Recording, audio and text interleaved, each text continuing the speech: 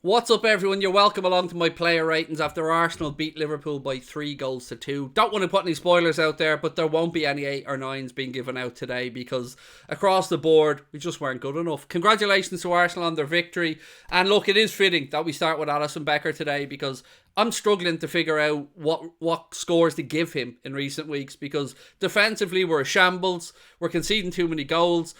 But I don't know where I sit with Alisson on it because, look, I don't remember any howlers. I don't remember goals where I think he definitely should have saved them. But he is part of that back line. So with that in mind, I'm going to give him a 6 to be safe. And again, I'll fully admit, I'm finding it hard to gauge his performances. Moving on to this gentleman at right back. Look, we all want to protect Trent. We all want Trent to do well. But to say that he hasn't been a shambles would be a lie. To say that he isn't being targeted openly by opposition teams because they know he's a weak link in our defence would be a lie.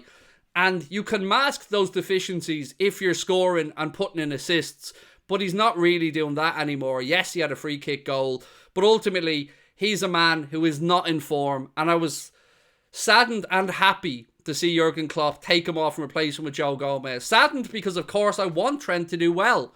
But he isn't at it, and he doesn't deserve to be playing. And Jurgen Klopp needs to be open about that and tell him to play his way back into form and work hard on the training ground because we can carry passengers in the Premier League. And Trent, unfortunately, as of right now, is a passenger. So for him, 3 today, and I feel that's a generous 3. Just have a look at his run right past the ball for Arsenal's second goal before half-time. He comes across to help Henderson and he just jogs past it as the ball's turned inside. It's just not good enough. It's embarrassing.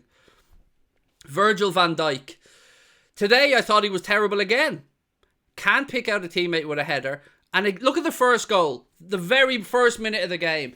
Arsenal play the ball out wide to Saka. Virg's half body on, jockeying him, not closing down, not coming towards the ball, allows Saka to play it inside, the ball comes to Odegaard, he slips it through, Arsenal score. Again, not good enough, and Virgil van Dijk needs to start putting his body on the line and putting in a bit of effort. It's okay to get your shorts 30, Virg. 4 for Virgil van Dijk. Joe Matip. Always happy when Joel's in the team. But again, he's part of a backline that is conceding far too many goals, far too easily, and is being bullied by smaller physical players. That's the part that gets me. Gabriel Jesus had a field day today. Gabriel Jesus was putting himself about in there like he was Darwin Nunez, like he was Erling Haaland, like he was some 6'6", 6'5" big brute of a centre forward. There was one point there where I think he pushed Henderson off the ball like a child. Our defence isn't good enough. Matip's part of that. He gets a 5 for me today. Costas. Costas. I'm unsure. I'm unsure whether he deserves... I'm stopping to think here because I'm unsure whether he deserves to continue to play when Robbo was back. I will absolutely admit I was one of those people that were clamouring from the start. And he does some stuff well. He does. But again, don't want to keep going back over the same ground. But if you're going to be an attacking fullback, you need to supply some good crosses. And there was a couple today that he just blindly threw towards the penalty spot. Didn't try to get to the byline and pull it back. And again, was part of a defence that conceded too many. So Costas, for him today, he's going to get a 4. Moving into midfield. This is the man that I normally come on and speak about in glowing terms. But today, not good enough. And it really annoyed me that he didn't bring down the Arsenal player on the counter-attack for that second goal. Because it undoes all the good work that he does. It undoes all the sliding tackles, all the blocks, all the double pivot with Henderson, all the little lovely little touches, the little drop to the shoulder, all undone by not doing the snidey stuff, not doing the stuff that everybody out there in the parks on a Saturday and Sunday would do in that scenario, which is stop the counter-attack at all costs when you're exposed. So unfortunately today, Thiago gets a 5 for me, and that's not going to happen very often. Jordan Henderson shouldn't be playing, shouldn't be captain on the pitch. Happy to be club captain, but he shouldn't be getting the armband because he shouldn't be on the pitch. He should be club captain, doing all the corporate stuff, sponsorship stuff, all that, coming on for 10 or 15 minutes. But it's an indictment of our lack of depth in midfield that Jordan Henderson still plays week in and week out. And look, I will openly admit, I spoke about how well he played in that double pivot with Thiago against Rangers, but I did warn that was Rangers. We're up against a different animal at the weekend. And again today, what did he add to the game? I'll wait. What did he add to it? He was as culpable as Trent for their second goal. And again today, he was just bullied around the pitch. He's done more gobbing off to the referee than he did to his own players. Not good enough for Henderson. 3 for him today.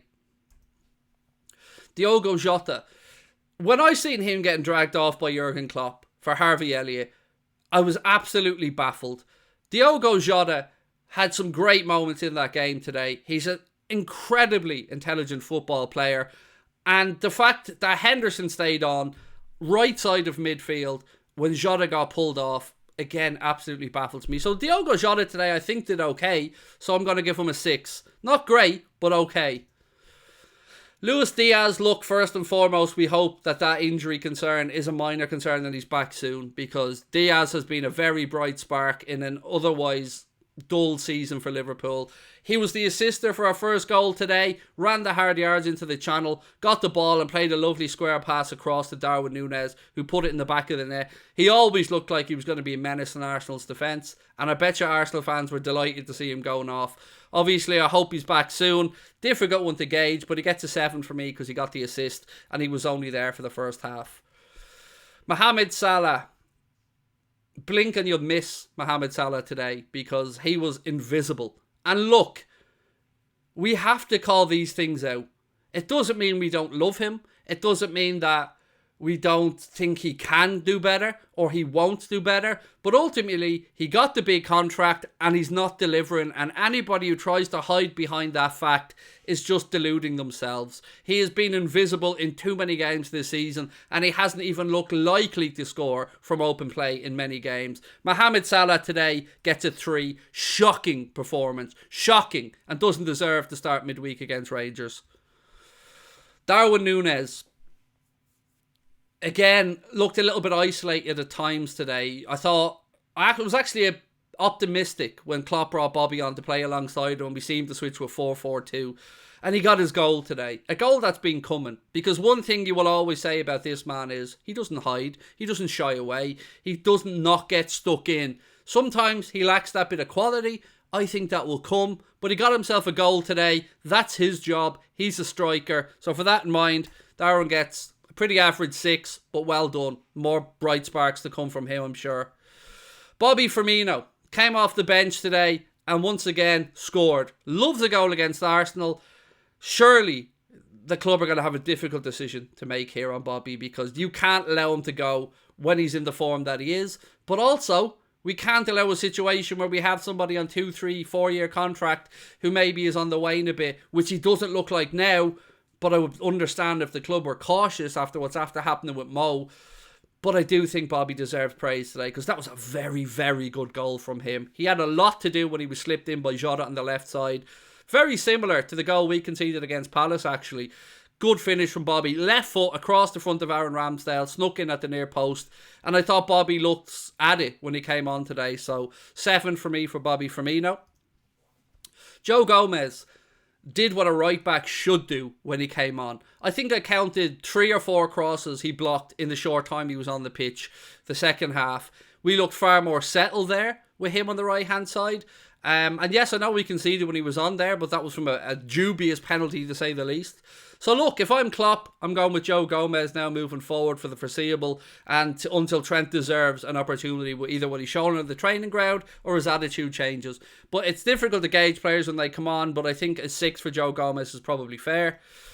And we finish up today with the manager, Jurgen Norbert Klopp.